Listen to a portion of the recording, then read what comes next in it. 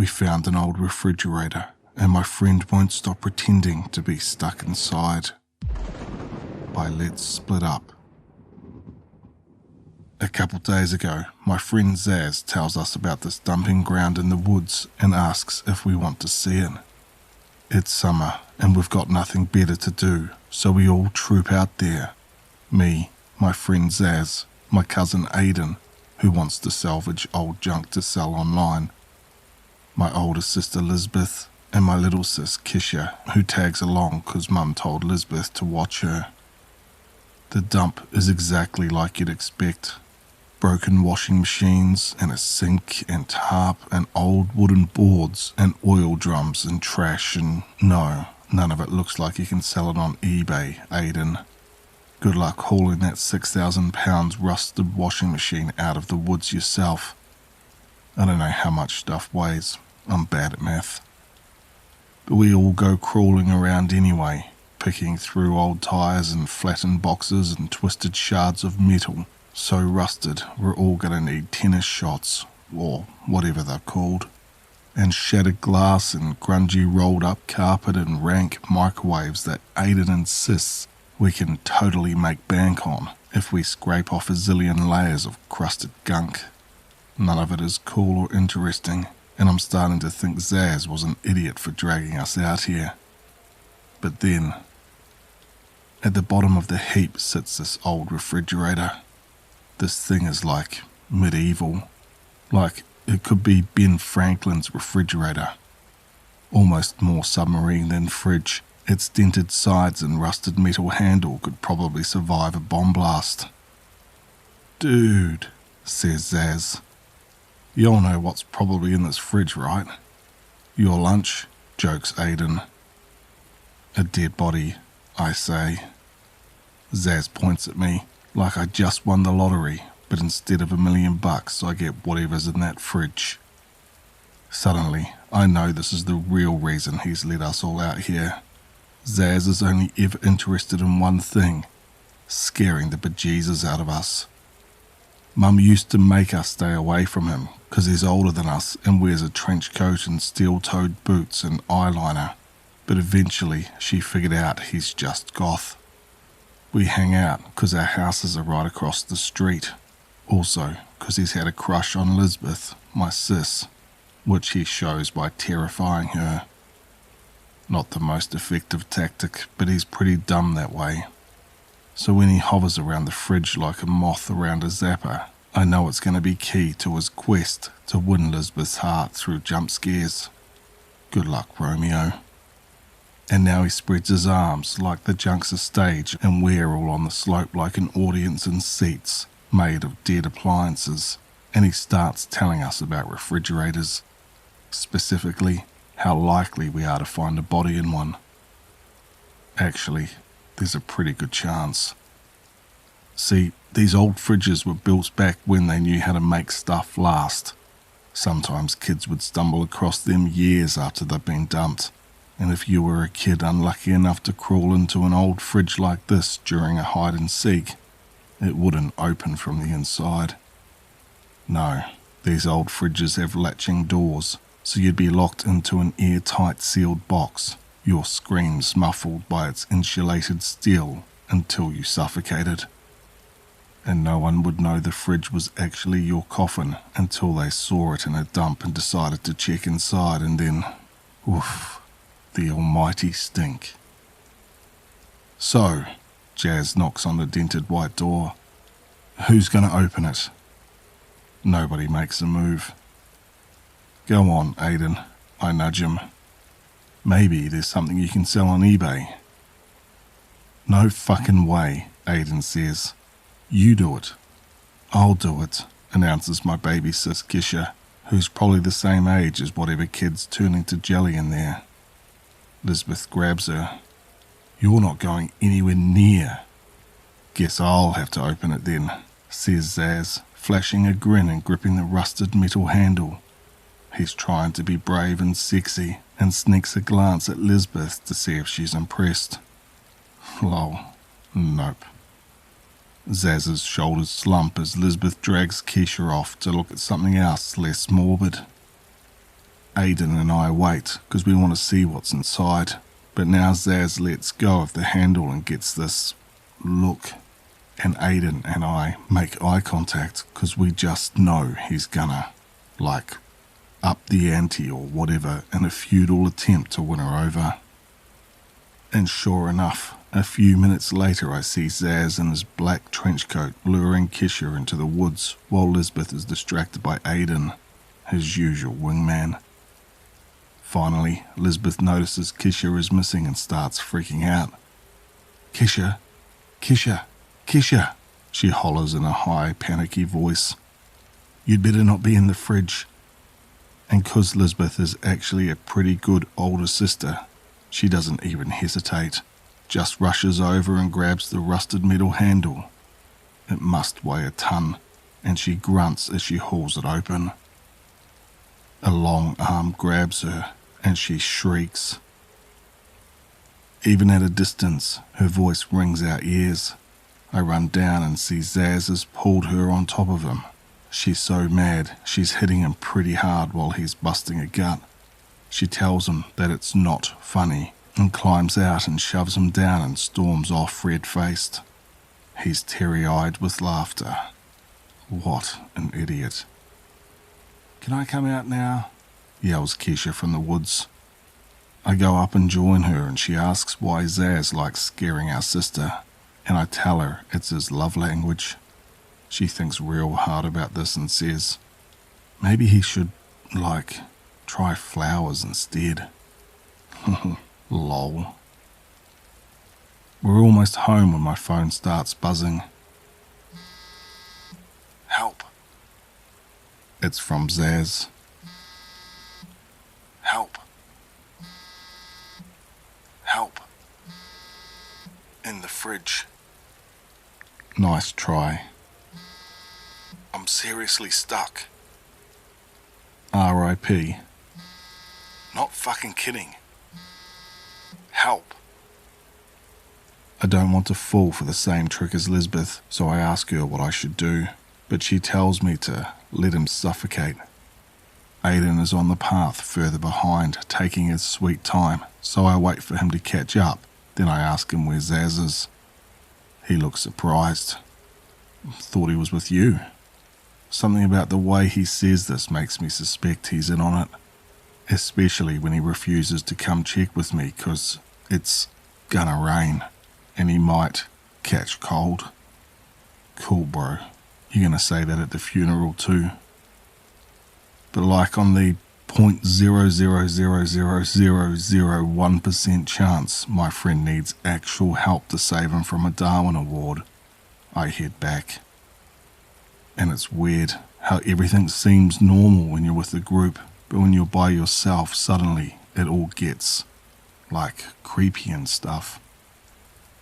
Heavy clouds hang low in the sky and a few fat droplets hit me.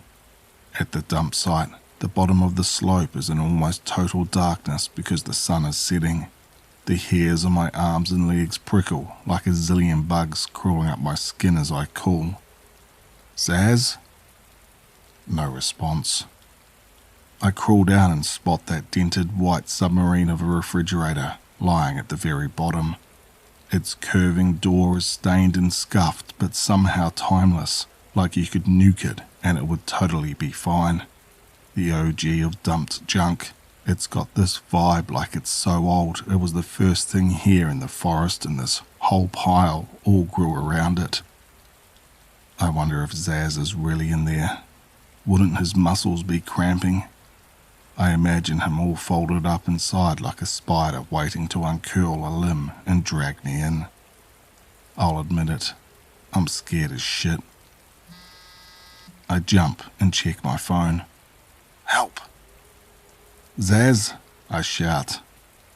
No response. Is it so insulated in there that he can't hear me? I pick my way down the slope. A few feet away from the fridge, I pause. Okay, I'm coming. I skid down the rest of the way until I'm close enough to touch the smooth white surface and say, "Hey, maybe you should try flowers so Lisbeth doesn't hate you."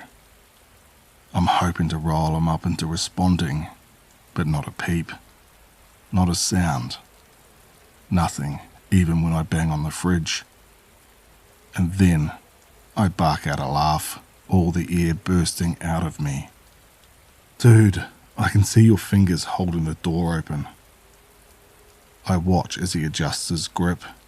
He's really determined to wait me out. Kudos to him for having the self-control not to break, even when called out.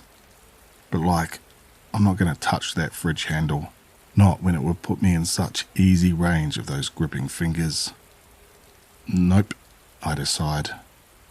And when my phone starts buzzing again, I climb away from the dump site, this time ignoring it. In the middle of the night, my phone won't stop buzzing. Cold. Cold. Come on, stop. Cold. Cold. Cold. Stuck. On, and obviously he's not stuck, because by now he'd have suffocated, so how would he be texting?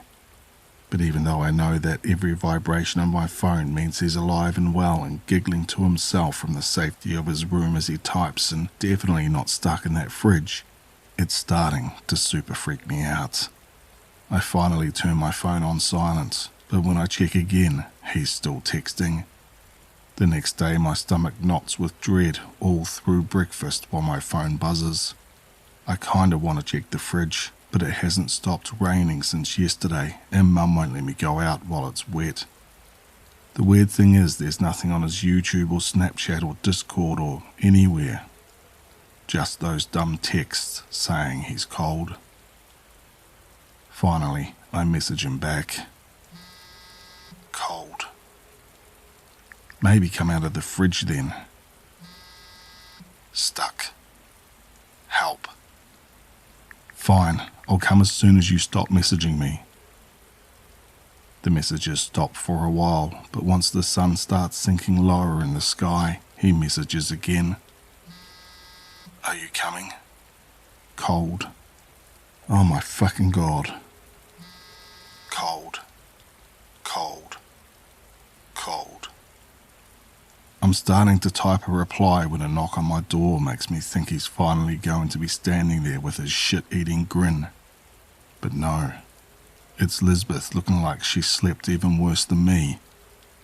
She says Zaz's mum called asking if anyone's seen him, and as soon as she says that, the knot of dread in my stomach becomes a noose around my throat so tight I can't breathe.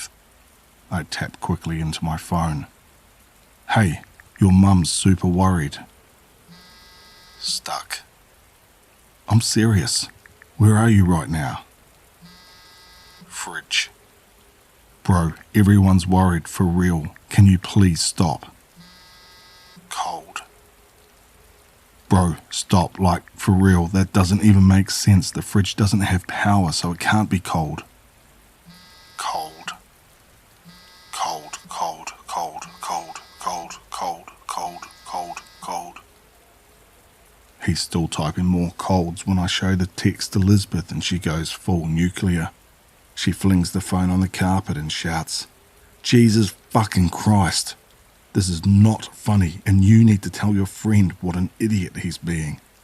And on and on. Then she grabs my arm and tells me we're going to find him and chain him to his room to be grounded for life, but first she's going to strangle him. I'm starting to think she might actually have a little crush on him too, and that her love language is rage. 10 minutes later, we're at the dump site. I'm scrambling to keep up, in such a hurry climbing over all the trash that I almost don't notice when my foot hits something with a crack. I stop, step back, frowning. Lisbeth? What? She snaps. On the ground, under my shoes, is Zaz's phone. Lisbeth snatches up the phone and wipes it off. Fucking idiot. He's gonna be so pissed. My phone buzzes again as Lisbeth heads down towards the fridge. Cold. Lisbeth, I whisper. She's yelling at the fridge door that Zaz is an idiot, waving his phone and announcing that he dropped it. The phone in her hand is black, cracked, dead. The fingers of her other hand grip the refrigerator's rusted handle. My phone buzzes. "Are you here?" "Don't open it," I shriek. She looks back at me, confused. "Huh?"